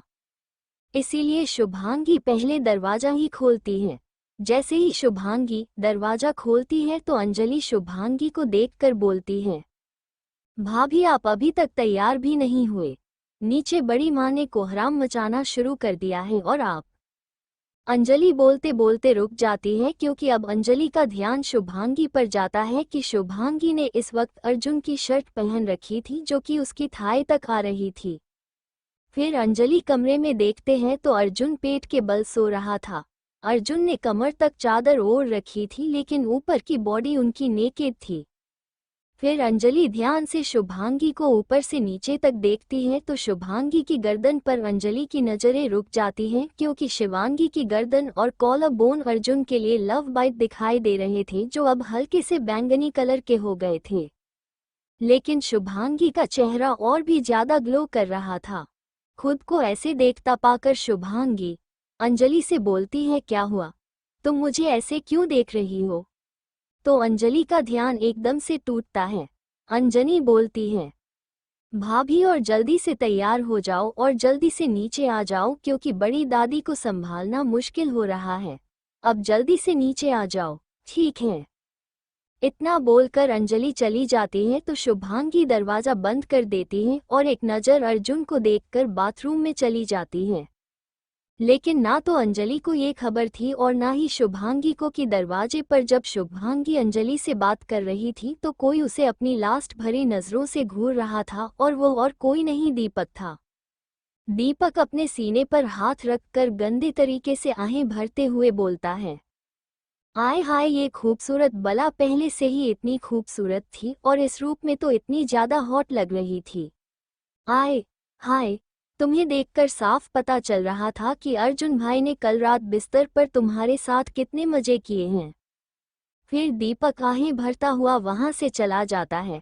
फिर शुभांगी जल्दी से रेडी होती है और नीचे आती है। आज शुभांगी ने पीच कलर का फुल लेंथ का फ्रॉक वाला सूट पहना हुआ था। शिवांगी की बाजू भी फुल लेंथ की थी। शुभांगी ने अपने गले को दुपट्टे से कवर किया हुआ था और अपने सर पर भी दुपट्टा रख रखा था। शिवांगी धीरे धीरे चलकर नीचे आ रही थी क्योंकि शुभांगी को चलने में बहुत ज्यादा प्रॉब्लम हो रही थी। कल रात अर्जुन कुछ ज्यादा ही वाइल्ड शुभांगी के साथ। शुभांगी जैसे ही नीचे आती है तो बड़ी दादी उसे देखते हुए बोलती हैं, आइए बहुरानी, सुबह हो गई, तुम्हारी अभी तो जल्दी उठ गई, थोड़ा और सो लेते। शुभांगी कुछ नहीं बोलती, बस अपना सर झुकाकर खड़े रहते हैं। अगर आपकी सुबह हो गई है तो कुछ नाश्ता पानी बना दीजिए, हम भी कुछ खा लेंगे। हमें भी पता चले कि आपके हाथों का स्वाद कैसा है। बड़ी दादी गुस्से में एक एक शब्द पर जोर देते हुए बोलती हैं। बहू रानी जी, शुभांगी अपनी गर्दन हाँ में हिला देती हैं और किचन में नाश्ता बनाने के लिए चले जाते हैं। आधे घंटे में शिवांगी सभी का नाश्ता बना देती हैं और डाइनिंग टेबल पर लगा देती हैं। सभी लोग डाइनिंग टेबल पर बैठकर नाश्ता कर रहे होते हैं कि तभी शुभांगी को अर्जुन की एक रौबदार आवाज सुनाई देती है। अर्जुन चिल्ला चिल्ला कर शुभांगी को बुला रहा था। जान, जान, जान। शुभांगी एक नज़र सबको देखती है और फिर जल्दी से ऊपर की तरफ अपने कमरे में जाने लगती है। अर्जुन की आवाज़ सुनकर सभी लोग अपनी गर्दन ना में हिलाने लगते हैं और चुपचाप अपना खाना खाने लगते हैं। लेकिन बड़ी दादी को अर्जुन का शुभांगी को जान भुलाना अच्छा नहीं लगता। दादी अपने मन में कहती हैं, इस घर की बहुओं को कौन सा जादू आता है कि जैसे वो घर में आती हैं कि इस घर के लड़के अपनी बीवियों के पीछे पागल हो जाते हैं। ताज होटल के आलीशान कमरे में बैठकर आकाश मित्तल एक लड़की से बात कर रहा था। वैसे प्लान तो तुम्हारा ठीक था, लेकिन मैंने भी तुमसे पहले ही कहा था, अर्जुन राठौर को फंसाना इतना आसान नहीं है। लड़की गुस्से में दांत पीसते हुए बोलती हो, मेरे जख्मों पर नमक छिड़कने की जरूरत नहीं है और जो तुम काम करने गए थे, तुम्हारा काम हो गया। क्या किया उस लड़की ने तुम्हारे लिए? अभी तक कोई खबर दी उसने तुम्हें? आकाश मित्तल, अरे बड़ी बहना, मैं उसे इतनी आसानी से नहीं छोड़ूंगा और वैसे भी मेरे मोहरे अलग हैं। सबसे पहले मैं उसके करीबियों से दूर करूंगा। अभी तो मैंने शतरंज की बिसात बिछाई है, खेलना तो अभी बाकी है। ये लड़की और कोई नहीं आकाश की बड़ी बहन रागिनी मित्तल थी। रागिनी वाइन का एक शिप लेते हुए, ऐसा ना हो तुम शतरंज की मिसाल ही बिछाते रह जाओ और बाजी वह चीज है। आकाश मित्र बिल्कुल सीरियस होते हुए, ऐसा कभी नहीं होगा। पहले मैं उसके दोस्तों से अलग करूंगा और फिर उसके बाद उस कोहिनूर के हीरे को उसे दूर करूंगा जो आजकल उसने अपने घर में छुपा कर रखी हुई है। वह खूबसूरत बला जिसे उसने अपनी बीवी बनाकर घर में रखा हुआ है, उससे तो मैं सरेआम अपना बनाऊंगा और तब होगा मेरा बदला पूरा उस अर्जुन राठौर से। रागिनी, तुम्हें उसकी बीवी चाहिए और तुम्हें जो करना उसके साथ करो, लेकिन मुझे बीएस अर्जुन चाहिए हर कीमत पर। आज नहीं तो कल उससे मेरा बनना ही होगा। आकाश मित्तल सोफे पर फैलकर लेट जाता है और अपनी आंखें बंद किए हुए बोलता है। आकाश मित्तल एक गहरी सांस लेते हुए, राजस्थान के होने वाले हुकुम सा यह विरासत की जंग है और इसमें सब कुछ जायज है। अब तक तो सिर्फ विरासत की जंग ही हमारे बीच में चलती आई है, लेकिन अब आकाश मित्तल एकदम से आंखें खोलता है और सीधा बैठता है और इस वक्त आकाश मित्तल की आंखें गुस्से से लाल थी। लेकिन अब इस कहानी में कोहराम मचेगा, बहुत जल्द मैं तुम्हें अपने कदमों में गिराऊंगा। फिर आकाश मित्तल के चेहरे पर एक शैतानी मुस्कान आ जाती है। राठौर मैंशन। अर्जुन अपने कमरे से ही शुभांगी को आवाज लगा रहा था। जान, जान, जान। शुभांगी हड़बड़ा कर कमरे में आती है तो शुभांगी देखती है अर्जुन अपना सर पकड़े जान जान कह के चिल्ला रहा था। अर्जुन को परेशान देखकर शुभांगी उसके पास आती है और पूछती है, जी क्या हुआ, आप ठीक तो हैं? क्या आपके सर में दर्द हो रहा है? अर्जुन शुभांगी की आवाज सुनकर एकदम से ऊपर देखता है और शुभांगी का हाथ पकड़कर उसे अपनी गोद में बैठा लेता है। अर्जुन ये सब इतनी जल्दी करता है कि शुभांगी को रिजेक्ट करने का मौका तक नहीं मिलता। अर्जुन शुभांगी की गर्दन में अपना चेहरा रब करते हुए उससे मदहोशी भरी आवाज में कहता है, आई एम सॉरी जान, मैं जानता हूँ रात में मैंने तुम्हें बहुत ही ज्यादा परेशान किया, बहुत दर्द दिया है। अर्जुन अपने मन में बोलता है, लेकिन जिसकी वजह से मैंने तुम्हें इतनी तकलीफ दी है, इतना दर्द पहुंचाया है, उससे मैं छोड़ूंगा नहीं। उसने अपनी जिंदगी की आखिरी गलती कर डाली है, अर्जुन राठौर से पंगा लेकर। शुभांगी अर्जुन से कुछ नहीं कहती, वो ऐसे ही चुपचाप अर्जुन की गोदी में बैठी रहती है। तो अर्जुन अपना चेहरा शुभांगी की गर्दन से निकालता है और शुभांगी के चेहरे पर हाथ रखकर उसकी आंखों में देखते हुए अर्जुन बहुत ही प्यार से शुभांगी से पूछता है, क्या हुआ जान, तुम ठीक तो हो ना? क्या अभी बहुत दर्द हो रहा है तुम्हें? शुभांगी अपने नजरें झुका लेती हैं और बहुत ही मासूमियत से अर्जुन से पूछ रही हैं, आपको कल रात क्या हो गया था? अर्जुन शुभांगी का चेहरा ऊपर करता है और उससे बोलता है, कुछ नहीं, लेकिन मैं तुमसे वादा करता हूँ कि मैं ऐसा दर्द तुम्हें आगे से कभी नहीं दूंगा। फिर अर्जुन शुभांगी को बोलता है, जान मेरे सर में बहुत दर्द है, क्या मुझे एक ब्लैक कॉफ़ी मिलेगी? शुभांगी, जी हाँ, हम अभी लेकर आते हैं। और इतना बोलकर शुभांगी नीचे चली जाती है और अर्जुन वॉशरूम में चला जाता है। शुभांगी नीचे आकर सीधा किचन में जाती है और अर्जुन के लिए कॉफ़ी बनाती है और एक नौकर के हाथ अर्जुन को कॉफ़ी भिजवा देती है और खुद डाइनिंग टेबल पर चली जाती है। क्योंकि अभी सभी लोग डाइनिंग टेबल पर बैठकर नाश्ता कर रहे थे तो शिवांगी भी उन्हीं के पास आ जाती है और तभी बड़ी दादी गुस्से में शुभांगी को बोलती हैं, बहू, क्या तुम्हें इतनी भी अक्ल नहीं है? यहाँ पर तुम्हारे ससुर हैं, दादा ससुर हैं, उनके सामने भी तुम ऐसे ही घूम रही हो। तुम्हें इतनी शर्म नहीं है कि ससुर के सामने सर पर पल्ला रखा जाता है? इतनी संस्कार तो होनी चाहिए ना तुम्हारे अंदर। तभी शुभांगी जल्दी से अपने सर पर पल्ला रख लेती हैं और अपनी गर्दन नीचे झुका लेती हैं।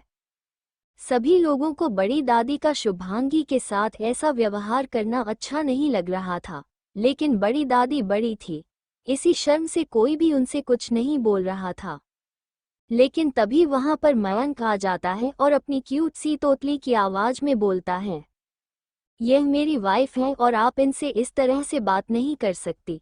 आप इन्हें ऐसे क्यों डांट रहे हैं? तभी मयंक शुभांगी का हाथ पकड़ता है और उसे डाइनिंग टेबल की एक चेयर पर बैठा देता है और खुद भी उसकी बराबर वाली चेयर पर बैठ जाता है। और फिर शुभांगी क्यों बोलता है, बीवी, आज तुम मुझे अपने हाथों से खाना खिलाओगे? चलो मुझे खाना खिलाओ जैसे मम्मी पापा को खिलाती हैं। मयंक की बात सुनकर सभी लोग अपना मुंह दबाकर हंसने लग जाते हैं, लेकिन दीपक और लक्ष्मी दोनों का ही शर्म से सर झुक जाता है। दीपक गुस्से में मयंक को घूर कर देखता है। शुभांगी भी मयंक की बात पर मुस्कुरा देती है और अपने हाथों से उसे खाना खिलाने लगती है।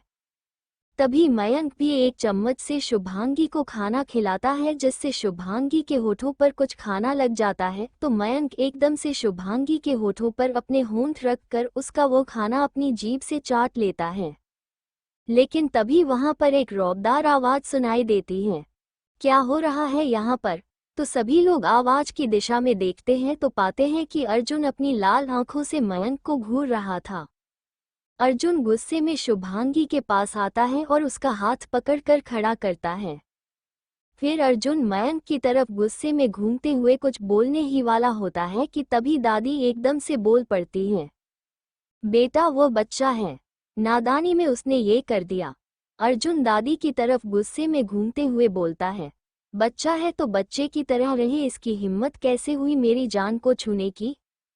और फिर अर्जुन गुस्से में चिल्लाते हुए बोलता है, कौन है यह बच्चा? अर्जुन की इतनी गुस्से भरी आवाज सुनकर मयंक एकदम से डर जाता है और भागकर अपने पापा की गोदी में चल जाता है और उनके सीने में जैसे छुप जाता है। तभी दीपक अर्जुन से डरते हुए बोलता है, वो भाई, गलती हो गई, बच्चा है, माफ कर दीजिए, आगे से ऐसी गलती नहीं होगी, यह मेरा बेटा है मयंक। अर्जुन गुस्से में दीपक का गला पकड़ लेता है और उसको गले पकड़ते हुए बोलता है, तुम्हारा बच्चा है तो इससे इसकी हद में रखो। इतना बोलकर अर्जुन झटके से दीपक को छोड़ देता है। तभी मयंक अपनी क्यूट सी आवाज में बोलता है, पर वो तो मेरी बीवी है। मयंक की ऐसी बात सुनकर अर्जुन का गुस्सा और बढ़ जाता है और जिन गुस्से में मयंक की तरफ देखते हुए बोलता है, वो मेरी बीवी है, तुम्हारी नहीं, और उसको छूने का हक सिर्फ मुझे है और किसी को नहीं। अर्जुन को इतना गुस्सा करते हुए देखकर शुभांगी अर्जुन के पास आती है और उसका हाथ पकड़ते हुए बोलती है, बच्चा है, वो डर रहा है आपसे, बच्चा से कोई ऐसे बात करता है क्या? आपसे डरा रहे हैं? शुभांगी के हाथ पकड़ने से अर्जुन का गुस्सा एक पल के लिए शांत हो जाता है, लेकिन तभी अर्जुन की नज़र शुभांगी के होठों पर जाती है तो अर्जुन का गुस्सा और बढ़ जाता है। अर्जुन गुस्से में शुभांगी का हाथ पकड़ता है और उसे गुस्से में अपने कमरे में ले जाने लगता है। अर्जुन शुभांगी को कमरे में लाकर सीधा वॉशरूम में ले जाता है और अपने हाथों से पानी लेकर शुभांगी के होठों को रगड़ रगड़ कर साफ करने लगता है। लेकिन जब भी उसका मन नहीं भरता, जब अर्जुन को गुस्सा शांत नहीं होता, तो अर्जुन शुभांगी के होठों पर अपने होंठ रख देता है और उसे रूडली किस करने लगता है। अर्जुन शुभांगी के होठों को अपने मुंह में भरकर उसे बहुत ही जोर से स्मूच कर रहा था। अर्जुन बहुत ही रूठ होकर शुभांगी को चूम रहा था। शुभांगी उसकी बाहों में कसमस आने लगती है तो शिवांगी अपने हाथों को अर्जुन के सीने पर रखकर उससे दूर होने की कोशिश करती है, लेकिन इस हरकत से अर्जुन को और गुस्सा आ जाता है। अर्जुन शिवांगी के दोनों हाथों को पकड़ता है और उसने मोड़कर पीठ की तरफ कर देता है।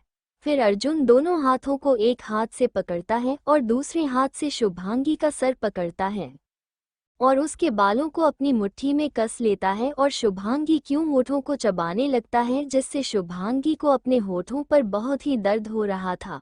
करीब 20 मिनट की किस के बाद जब शिवांगी को सांस लेने में दिक्कत होने लगती है तो अर्जुन शुभांगी को छोड़ देता है। अर्जुन शिवांगी से अपना माथा जोड़कर अपनी गुस्से में बोलता है, तुम्हारे इन होठों पर सिर्फ मेरी छुअन का एहसास होना चाहिए। तुम मेरी हो, तुम्हारे जिस्म पर, तुम्हारी रूह पर सिर्फ मेरा हक है। और अगर किसी ने तुम्हारी करीब आने की कोशिश कीजिए तो मैं उसे इस दुनिया से ही गायब करा दूंगा, चाहे वो एक 5 साल का बच्चा ही क्यों ना हो। अर्जुन की बात सुनकर शुभांगी अपनी नजरें उठाकर अर्जुन की आंखों में देखती है तो अर्जुन की आंखों में शुभांगी के लिए एक अलग ही तड़प, अलग ही जुनून नजर आ रहा था। अर्जुन की बात सुनकर शुभांगी हैरानी से अपने मन में सोचती है, ये इनका कैसा जुनून है कि इन एक 5 साल के बच्चों से भी जलने हो रही हैं। अर्जुन और शुभांगी एक दूसरे में खोए हुए थे कि तभी अर्जुन का फोन बजता है तो अर्जुन अपने सेंस में आता है और फोन उठाकर अपने कान पर लगा लेता है। लेकिन जैसे ही अर्जुन सामने वाले की बात सुनता है तो गुस्से में और भी ज्यादा खतरनाक अर्जुन फोन पर बात करते हुए बाहर आता है और सोफे पर रखा अपना कोट उठाता है और बात करते हुए भी बाहर जाने लगता है। जब शुभांगी अर्जुन को जाता हुआ देखती है तो उसके पीछे जाते हुए बोलती है, कहाँ जा रहे हैं आप, कम से कम नाश्ता तो करते जाइए। शुभांगी की आवाज़ सुनकर अर्जुन रुक जाता है और पीछे मुड़कर अर्जुन गुस्से में उंगली पॉइंट करते हुए शुभांगी से बोलता है, नाश्ता ऑफिस में कर लूँगा, लेकिन तुम मेरी एक बात याद रखना, उस बच्चे से दूर रहना, समझी, वरना मुझसे बुरा कोई नहीं होगा। इतना बोलकर अर्जुन निकल जाता है। अर्जुन की गाड़ियों का काफिला सड़क पर दौड़ रहा होता है कि तभी अर्जुन की सामने वाली गाड़ी के टायर पर कोई गोली चला देता है, जिससे गाड़ी का बैलेंस बिगड़ जाता है और गाड़ी सामने एक पेड़ से जाकर टकरा जाती है, जिसे देखकर अर्जुन की गाड़ी का ड्राइवर और उसके पीछे वाली गाड़ी का ड्राइवर एकदम से ब्रेक लगा देता है। ब्रेक लगने पर अर्जुन सामने देखता है तो वहां उसे आकाश मित्तल खड़ा हुआ नजर आता है। आकाश मित्तल को देखकर अर्जुन के चेहरे पर भी एक ईवल मुस्कान आ जाती है। अर्जुन अपनी गाड़ी के बाहर निकलता है तो देखता है आकाश मित्तल अपने हाथ में गन लिए हुए उसके सामने खड़ा होता है तो अर्जुन मुस्कुराकर आकाश मित्तल को बोलता है, क्या बात है आकाश मित्तल, तुम में सामने से हमला करने की हिम्मत कहाँ से आ गई? तुम तो हमेशा पीठ पीछे ही वार किया करते थे, इतनी हिम्मत किसने दे दी तुम्हें? फिर अर्जुन ईवल मुस्कान के साथ बोलता है, वैसे तुम्हारी बहन का भी कल अच्छा ट्रायल था मुझे ड्रग देने का, लेकिन वो क्या है ना, मुझे तुम्हारी बहन से ज़्यादा मज़ा अपनी बीवी के साथ आता है। और हाँ, अपनी बहन को बोलना कि अगर उसके जिस्म में इतनी ही आग लगी है तो मेरे पास बहुत से लोग हैं जो उसकी की बॉडी अच्छे से शांति से ठंडा कर सकते हैं। अपनी बहन के बारे में सुनकर आकाश में तो जोर से चिल्लाते हुए बोलता है, अर्जुन अपनी हद में रहकर बात कर, तू जानता भी है तो किसके बारे में बात कर रहा है? तो अर्जुन भी गुस्से में चिल्लाते हुए बोलता है, आकाश मित्तल आवाज नीचे रखो, क्योंकि अर्जुन राठौर से तुम जैसे लोग ऊंची आवाज में बात कर सको, इतनी तुम्हारी औकात नहीं है। आकाश मित्तल अपनी बहन के बारे में ऐसा सुनकर उसे और भी ज्यादा गुस्सा आ जाता है तो आकाश मित्तल गुस्से में चिल्ला कर बोलता है, अर्जुन राठौर, एक ना एक दिन तो मैं तुम्हें अपने कदमों पर गिरा कर ही रहूंगा और आज वो दिन आ गया है। आज मैं तुमसे आमने सामने की टक्कर लूंगा। अर्जुन 5 सेकंड के लिए आकाश मित्तल को देखता है और फिर जोर जोर से हंसने लगता है। हाँ हाँ हाँ, मैंने कभी सोचा नहीं था कि आकाश मित्तल इतना बड़ा गधा है। आकाश गुस्से में अर्जुन को घूरते हुए बोलता है, लगता है मौत सामने खड़ी है तो तुम्हारा दिमागी संतुलन हिल गया है। अर्जुन हंसते हुए बोलता है, ये जो विरासत की जंग है ना, उसके लिए तेरा बाप ज्यादा ठीक है, तो तू अपने बाप को भेज और तू पतली गली से निकल, क्योंकि तू अभी बच्चा है। आकाश गुस्से में चलते हुए बोलता है, अर्जुन राठौर, वो तो अभी थोड़ी देर में पता चल जाएगा कि कौन गधा है और कौन नहीं, और कौन इस विरासत की जंग के लिए बच्चा है और कौन उसका बाप है। तभी आकाश का फोन बजता है तो आकाश फोन को देखता है लेकिन फोन नहीं उठाता और गुस्से में बस अर्जुन को ही देख रहा था। अर्जुन अपनी एविल मुस्कान के साथ बोलता है, फोन उठा लो आकाश मित्तल, क्या पता ऐसा भी हो सकता है कि जिस जहाज को रुकवाने के लिए तुम अर्जुन राठौर के सामने आकर खड़े हो गए वो उसी के बारे में बताना चाहता हो। अर्जुन के मुंह से शिप की बात सुनकर आकाश के पैरों से जमीन खिसक जाती है। आकाश का फोन फिर से बजता है तो इस बार आकाश फोन उठा लेता है। जैसे ही आकाश सामने वाले की बात सुनता है उसके चेहरे पर गुस्से के भाव बढ़ते चले जाते हैं। आकाश गुस्से में फोन काटता है और अपने फोन को जमीन पर फेंक के मारता है और फिर अर्जुन की तरफ गुस्से में चिल्लाते हुए बोलता है, आकाश मित्तल ने भी कभी हारना नहीं सीखा। अर्जुन राठौर, आज जो तुमने मेरे लोगों के साथ किया है ना, उसका बदला मैं तुमसे जरूर लूंगा। मेरे जितने आदमी मारे गए हैं उससे कहीं गुना ज्यादा तुम्हारे आदमियों को मारूंगा मैं। अर्जुन भी अपनी रौबदार आवाज में बोलता है। तो आकाश मित्तल समझ में आ गया कौन किसका बाप है, तो अगली बार से अर्जुन राठौर का रास्ता काटने से पहले 100 बार सोचना, और हाँ, इस बार ना अपने बाप से कह देना पीठ पीछे कुत्तों की तरह वार करना छोड़ दे, हिम्मत है तो सामने आकर वार करे। फिर अर्जुन अपनी गाड़ी में बैठने के लिए मरता है लेकिन तभी अर्जुन रुकता है और आकाश की तरफ देखकर बोलता है, अपनी बहन को बचा सकते हो तो बचा लो, इस बार तुम्हारी बहन ने बहुत बड़ी गलती की है। अर्जुन राठौर से पंगा लेकर उसे क्या लगा, वो अर्जुन राठौर को ड्रग्स देगी और अर्जुन राठौर को पता भी नहीं चलेगा। अर्जुन राठौर को वैसे भी पीठ पीछे वार करने वाले लोग बिल्कुल पसंद नहीं हैं और तुम्हारी बहन ने तो बहुत बड़ी गलती की है। इतना बोलकर अर्जुन अपने ब्लैक शैडो को पहनता है और अपनी गाड़ी में बैठकर वहां से निकल जाता है। आकाश मित्तल बस अर्जुन की गाड़ी को जाता हुआ देखता रह जाता है और गुस्से में अपना हाथ जोर से गाड़ी की बोनट पर थे मारता है। दूसरी तरफ एक अनाथ आश्रम के एक कमरे में एक लड़की अपने सर को अपने घुटनों में छुपाकर बस रोए जा रही थी। तभी उस लड़की का फोन बजता है और वो लड़की जब अपने फोन को देखती है तो डर के मारे उसके हाथ पैर कांपने लगते हैं और वो डरते डरते अपना फोन उठाती है और कान पर लगाकर बोलती है, हेलो। दूसरी तरफ से एक आदमी अपनी गुस्से भरी आवाज में बोलता है, तुमने मेरा काम अभी तक कुछ किया या नहीं? अभी तक तुम सिर्फ अपने कमरे में बैठकर रो ही रही हो।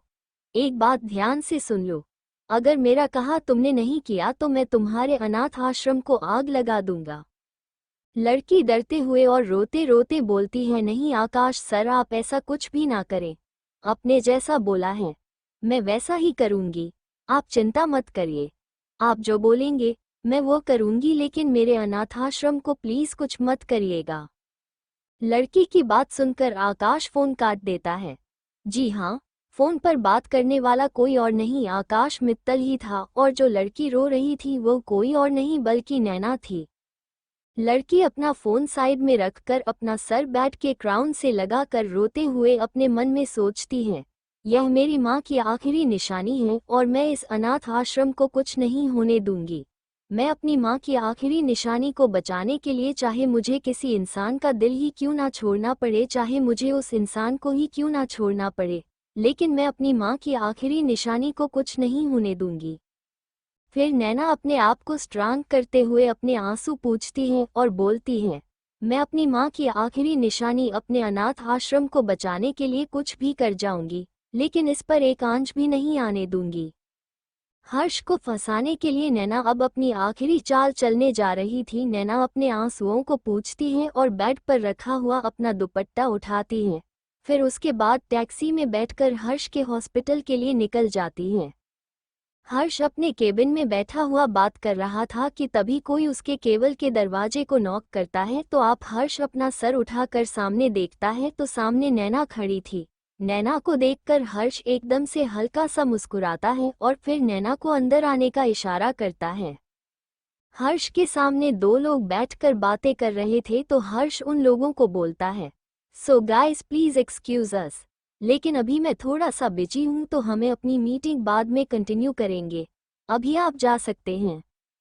नैना भी MBBS कर रही थी, इस वजह से हर्ष की और नैना की काफ़ी अच्छी दोस्ती हो गई थी। नैना, सर मैं आप ही से मिलने आई थी। आखिरी कल जो भी कुछ हुआ आपने मेरी मदद की उसके लिए मैं आपको थैंक यू भी नहीं बोल पाई थी।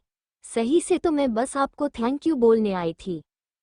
फिर नैना अपना सर झुका लेती हैं और आगे बोलती हैं, अगर कल आप मुझे बचाने नहीं आते तो पता नहीं आकाश मित्तल मेरे साथ क्या करता, और आकाश मित्तल से तो कोई पंगा भी नहीं लेना चाहता था। आखिर वो शहर की जानी मानी हस्ती है और एक नेता का बेटा है, और आपने मेरे लिए शहर के इतने बड़े इंसान से दुश्मनी मोल ले ली। मैं उसके लिए माफ़ी चाहूँगी, और आपने जो भी कुछ मेरे लिए किया उसके लिए आपका तहे दिल से बहुत बहुत शुक्रिया। आपका यह एहसान मैं जिंदगी भर नहीं भूलूंगी।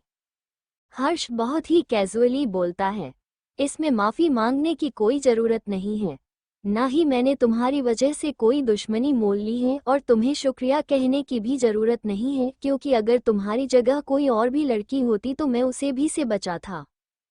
फिर हर्ष 2 सेकंड का गैप लेता है और मुस्कुराते हुए नैना को बोलता है, मैंने तुम्हारे डॉक्यूमेंट चेक किए हैं, काफ़ी बिलियन स्टूडेंट्स रही हो, तुमने पूरी पढ़ाई अपनी स्कॉलरशिप पर की है, वेरी गुड, और अब तुम इंटर्नशिप के लिए हमारे हॉस्पिटल को ज्वाइन करना चाहती हो। नैना भी मुस्कुराते हुए जवाब देती है, जी सर, आप पूरे एशिया के बेस्ट न्यूरो सर्जन हैं और आपके साथ काम करना तो मेरे लिए बहुत ही बड़ी बात है। सर, इंडिया के बेस्ट न्यूरो सर्जन के साथ काम करना कोई मामूली बात तो नहीं। नैना अपने मन में सोचती है, वैसे तो मैं हमेशा से यही चाहती थी कि मैं आपके अंदर ही अपनी इंटर्नशिप कंप्लीट करूं, क्योंकि आप मेरे आइडल रहे हैं शुरू से ही, लेकिन हालात मुझे ऐसे मोड़ पर लाकर खड़ा कर देंगे, यह मैंने कभी नहीं सोचा था। जिस इंसान को मैं अपना आइडियल मानती हूँ, मुझे उस इंसान को एक दिन धोखा देना होगा, मैंने कभी सपने में भी नहीं सोचा था। हर्ष प्रोफेशनली बोलता है, आपके डॉक्यूमेंट के बेस पर हम आपको अपने हॉस्पिटल में हायर तो कर रहे हैं, लेकिन आपकी बेस्ट परफॉर्मेंस ही मेरे साथ काम करने के लिए आपको आगे लेकर आएगी, तो आप अपना जब तक बेस्ट नहीं दोगे, आप मेरे साथ काम नहीं कर पाओगे। तो अपनी ड्यूटी में कोई भी लापरवाही मत करना, और बहुत जल्द ही तुम फिर मुझे ज्वाइन करोगी। नैना भी अपनी गर्दन मुस्कुराकर हाँ में हिला देती है। फिर नैना खड़ी होती है और अपना हाथ आगे करती है और बोलती है, ठीक है सर, अब मैं चलती हूँ, मैं कल से ही हॉस्पिटल ज्वाइन करूँगी। तो हर्ष भी नैना से मुस्कुराकर अपना हाथ मिला लेता है। फिर नैना वहाँ से चली जाती है और हर्ष उसे तब तक देखता रहता है जब तक वह हर्ष की आंखों के सामने से गायब नहीं हो जाती। फिर हर्ष अपनी चेयर पर बैठ जाता है और अपने दिल पर हाथ रखकर अपने मन में आंखें बंद करके बोलता है, यह नैना को देखकर मुझे हो क्या जाता है, क्यों मैं उसकी तरफ खींचा चला जा रहा हूँ, क्यों उसका आना मुझे इतना अच्छा लगा कि मैंने अपनी इम्पोर्टेंट मीटिंग को बीच में ही रोक दिया, और क्यों उसका जाना मुझे अच्छा नहीं लग रहा, और क्यों मैं कि कल हॉस्पिटल ज्वाइन करने के लिए इतना खुश हूँ। आखिर मुझे हो क्या रहा है। राठौर मैंशन। अर्जुन के डांटने पर मयंक आज पूरे दिन शुभांगी के पास नहीं आया था। अर्जुन के डांटने पर मयंक इतना ज्यादा डर गया था कि वह सिर्फ अपनी मम्मी से चिपका हुआ बैठा था। मयंक को इस तरह से उदास और अपने आप से दूर रहता देखकर शुभांगी को भी अच्छा नहीं लग रहा था। उस मासूम का चेहरा आज उतरा हुआ था और वह मासूम सा बच्चा बहुत ही डरा हुआ भी लग रहा था, और यह बात शुभांगी को बिल्कुल भी अच्छी नहीं लग रही थी। शुभांगी मयंक को देखकर अपने मन में बोलती है, आखिर ये ऐसी क्यों है। एक मासूम से बच्चे पर भी इन्हें तरस नहीं आया, उस मासूम से बच्चे को भी डांट दिया। एक बच्चे से कौन इतना जलता है साडू कहीं के। तभी लक्ष्मी शुभांगी के पास आती है और शुभांगी को बोलती है, शुभांगी अपने ख्यालों में इतना खोई हुई थी कि उसे पता ही नहीं चलता कि लक्ष्मी कब उसके पास आ गई। शुभांगी को इस तरह से कहीं और खोया हुआ देखकर लक्ष्मी शुभांगी को बोलती है, क्या हुआ भाभी सा कहाँ खोए हुए हैं? शुभांगी अपने साइंस में आती है और बोलती है, अरे कहीं नहीं, वो बस ऐसे ही मैं मयंक को देख रही थी, सुबह से बहुत उदास लग रहा है। शुभांगी लक्ष्मी का हाथ पकड़ती है और उसको बोलती है, वैसे मैं इनकी तरफ से माफ़ी मांगना चाहता हूँ कि सुबह इन्होंने मयंक को कुछ ज़्यादा ही डांट दिया और कुछ ज़्यादा ही आपके पति को भी डांट दिया, हो सके तो उन्हें माफ़ कर देना। लक्ष्मी मुस्कुराकर शुभांगी के हाथ पर हाथ रखकर बोलती है, ऐसी कोई बात नहीं है भाभी, मेरे पति मुझसे नाराज नहीं है, क्योंकि सभी अर्जुन भैया के गुस्से को बहुत अच्छे से जानते हैं और यह भी बहुत अच्छे से जानते हैं कि अर्जुन भाई को शायरी बिल्कुल भी पसंद नहीं है। अर्जुन भैया किसी के साथ भी कुछ भी अपना शेयर नहीं करते हैं और आप तो उनकी पत्नी हैं, आपको तो वो बिल्कुल भी शेयर नहीं करेंगे किसी के साथ। लक्ष्मी शुभांगी के कंधे पर हाथ रखकर बोलती हैं, वैसे भाभी आप बहुत ही ज्यादा लकी हो कि अर्जुन भैया आपसे इतना प्यार करते हैं। और फिर लक्ष्मी थोड़ा सा उदास होकर बोलती है, सबको ऐसा प्यार नसीब नहीं होता भाभी। शुभांगी देखती है कि लक्ष्मी उदास हो गई है तो शुभांगी लक्ष्मी से पूछती है, क्या हुआ लक्ष्मी, तुम ठीक हो? लक्ष्मी एक बनावटी मुस्कान आपके चेहरे पर चिपका आती है और बोलती है, नहीं भाभी मैं बिल्कुल ठीक हूँ और कल तो हम चले जाएंगे तो आपकी बहुत याद आएगी, लेकिन मुझे ना आपका इंतजार रहेगा जब आप जीजी सखी में रोके में आएंगी। आप आएंगे ना भाभी सा? तो शुभांगी मुस्कुरा कर बोलती है, जब पूरा परिवार रोके में आएगा तो हम भी आएंगे। शुभांगी और लक्ष्मी आपस में बात ही कर रहे होते हैं कि तभी लक्ष्मी को मयंक की आवाज आती है तो मयंक रो रहा था। मयंक की आवाज सुनकर लक्ष्मी मयंक के पास चले जाती हैं और शिवांगी अपने कमरे में चली जाती हैं। राजस्थान प्रतापगढ़। राजस्थान के आलीशान होटल के एक कमरे में एक आदमी गुस्से में बैठा हुआ था। उसकी उम्र लगभग 40 से 45 के बीच में लग रही थी और उसके सामने एक 25 से 26 साल का लड़का बैठा हुआ था, अपना सर झुकाकर। यह आदमी कोई और नहीं बल्कि धर्मेंद्र मित्तल था, आकाश मित्तल का पिता। और उसके सामने उसका पर्सनल असिस्टेंट बैठा हुआ था सर झुकाकर, जिसका नाम रोहित है। धर्मेंद्र मित्तल रोहित पर गुस्से में चलाते हुए बोलता है कि जब मैंने कहा था कि आकाश को कभी भी अर्जुन के सामने मत आने देना तो तुमने उसे रोका क्यों नहीं? कैसे तुमने उसे अर्जुन के सामने आने दिया? तुम जानते हो ना अर्जुन कितना खतरनाक है। तुम जानते हो ना कि पहले उसके बाप अवेंद्र और अब उसका बेटा अर्जुन, दोनों बाप बेटे ने मिलकर मेरी नाक में दम कर रखा है। राजस्थान का हुकुम सा उसका बाप हमें राजस्थान पर कभी हुकूमत नहीं करने देता और शहर में उसका बेटा। रोहित डरते हुए धर्मेंद्र मित्तल को बोलता है, सर हमने आकाश सर से बहुत कहा था कि वह आपसे बिना पूछे कुछ ना करें, लेकिन उन्होंने हमारी एक नहीं सुनी और ना ही रजनी मैडम ने सुनी। रजनी मैडम ने भी अर्जुन राठौर को ड्रग्स दिए थे और यह बात भी अर्जुन को पता चल चुकी है। अब पता नहीं अर्जुन क्या करेंगे। धर्मेंद्र डरते हुए, अब पता नहीं क्या होगा, अर्जुन के वार से कैसे बचा जाए, मुझे कुछ समझ में नहीं आ रहा। ये दोनों बच्चे मेरी एक दिन जान लेकर छोड़ेंगे। एक अवेंद्र की औलाद है जो हर कदम पर उसके साथ है और एक मेरी औलाद है जो हर वक्त मुझे मौत के दर्शन कराती रहती है। मैं कब से एक मौके की तलाश में शांत बैठा हुआ था, लेकिन नहीं, मेरी औलाद को तो पता नहीं कौन सी खुजली हुई थी जाकर भीड़ बैठे अर्जुन राठौर से। मुझे कुछ समझ नहीं आ रहा कि मैं क्या करूं। राठौर कॉर्पोरेशन अर्जुन का ऑफर। अर्जुन अपनी चेयर पर बैठकर अपना काम कर रहा था। तभी अर्जुन के केबिन में लॉक होता है और राज अंदर आने की परमिशन मांगता है तो अर्जुन अपनी गर्दन हाँ में हिलाकर परमिशन देता है। अर्जुन के सामने राज कुछ फाइल सकता है और बोलता है, सर यह रायचंद कंपनी के साथ जो हमारी कंपनी ने कॉन्ट्रैक्ट साइन किया है, यह उसकी फाइल है और इस फाइल पर आपके कुछ साइन चाहिए। अर्जुन राज के हाथों से वह फाइल लेता है और उसे चेक करके उस पर साइन करने लगता है। तभी राज थोड़ा सा डरते हुए अर्जुन से पूछता है, सर मुझे आपसे एक बात पूछनी थी। अर्जुन बस में हम जवाब देता है। तभी राज अर्जुन से पूछता है, सर, जब हम कल मीटिंग में गए थे तो आपकी अचानक से तबीयत खराब हो गई थी और आपने जब आकाश मित्तल के सामने गए थे तो बोला था कि आपको ड्रग दिए थे रजनी मित्तल ने। लेकिन सर, आपको कैसे पता चला कि वो ड्रग्स रजनी मित्तल ने ही आपको दिए थे? अर्जुन के हाथ रुक जाते हैं और अर्जुन राज की तरफ देखता है। इस वक्त अर्जुन के चेहरे पर एक इविल मुस्कान थी। Thank you for listening. मुझे उम्मीद है आपको ये स्टोरी पसंद आई होगी। अगर आपको पसंद आई है तो प्लीज़ लाइक और कमेंट करना ना भूलें और मोर स्टोरीज के लिए सब्सक्राइब करें। मिलते हैं नेक्स्ट वीडियो में।